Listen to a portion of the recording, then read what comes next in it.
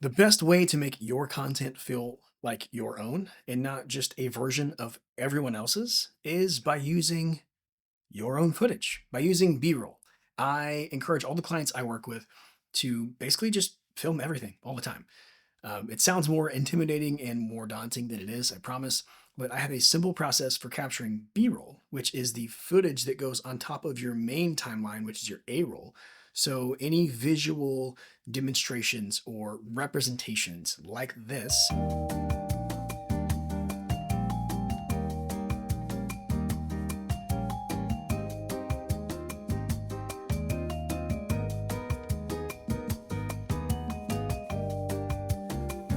So it helps to kind of deepen the points you're making by giving a visual anchor and a visual reference to what's being spoken and communicated. Most people don't use B-roll or footage. They just create videos, they throw captions on them, and they put them on the internet. That's fine.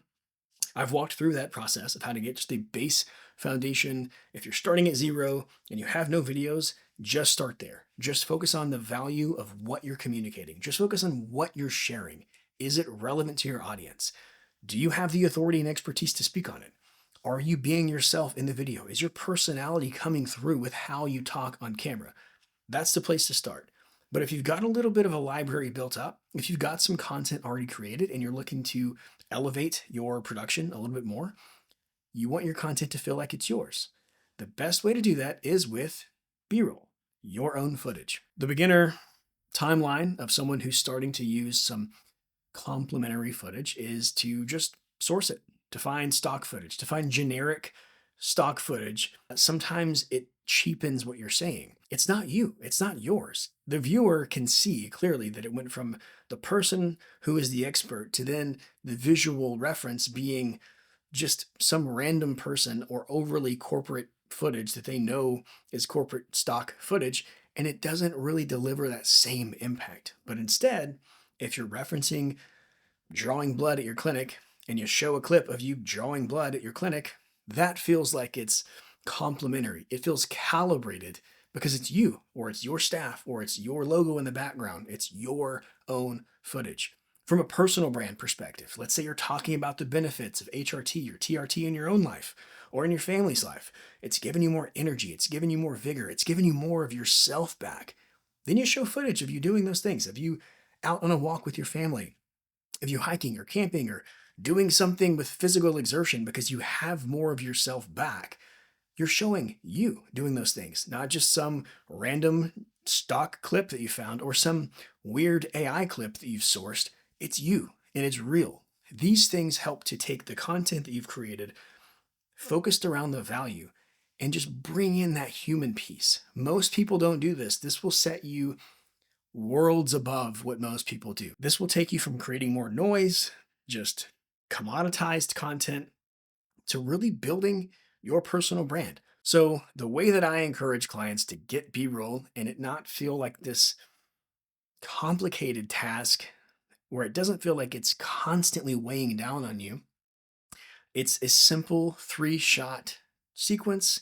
You can do it with virtually any scenario. And it's as simple as this: wide shot to establish where you are, medium shot to establish the subject, who the video is about, and then tighter shots just to add some texture and to bring someone in a little bit closer into what is being done or what is being shown. For example, let's say you're traveling for a conference. Wide shot, establish the environment. Maybe it's the airport, maybe it's the parking lot walking into the airport, but you're establishing where you are. It's the wide shot. The medium shot, or if you're the subject, you in that environment. Maybe it's just your point of view, grabbing a coffee from the counter and going and having a seat to wait for your flight to board. Or maybe you set your camera up and it's you walking through the airport. The next shot is the tighter shot.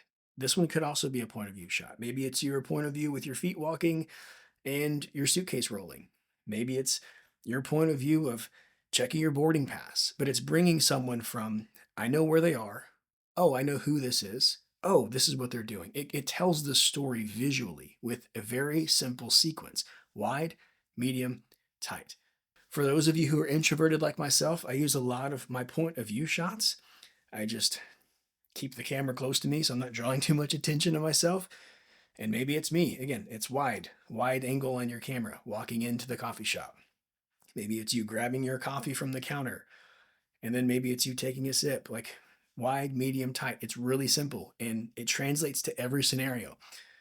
But if you want footage to complement that A roll, you talking to the camera, you want the B roll footage, this is the easiest way to do it. One tip I will give you, and this is what trips a lot of people up that are kind of new to this process.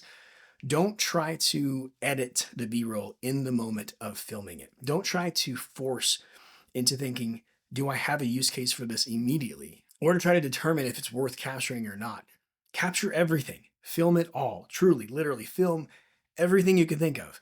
Wide, medium, tight. Film every scenario that you find yourself in, because you, as the person, as the face of the brand, we want to create a library of available video assets. You can always curate it later in the edit. You can curate if you want to use this or not when you're doing the edits, but don't overly edit the filming. Another tip I will give you when you're doing B-roll, let it record for at least 10, even 15 seconds. You want to have enough time to cut. Maybe the video starts off a little jumpy because you're setting your phone down. If it's only 3 to 4 or 5 seconds, you might not have enough usable footage. So let it record 10 to 15 seconds. It doesn't have to be super long. Just give yourself enough variety. So you're building this library. Simplest way is to create a folder in Google Drive. I title it either miscellaneous media or B-roll. It's really simple. Throw it in there. For the clients that I'm working with directly, they can truly just dump it all in there and then forget about it. I bring it into an editing folder. I title it and tag it and organize it based off what it is, so that if I'm editing and I need a clip of them traveling with family, or I need a clip of them grilling in the backyard, or I need a clip of them in the office, working at the desk, sending off blood work, whatever it is, I know that we have an abundant library of all of these visual references and visual demonstrations of what will be communicated in the video. So, B-roll, a phenomenal way to make your videos stand out from everyone else's, and to make sure they sound like you and feel like you, and not just a parroted, repeated version of all the other commoditized videos on the internet.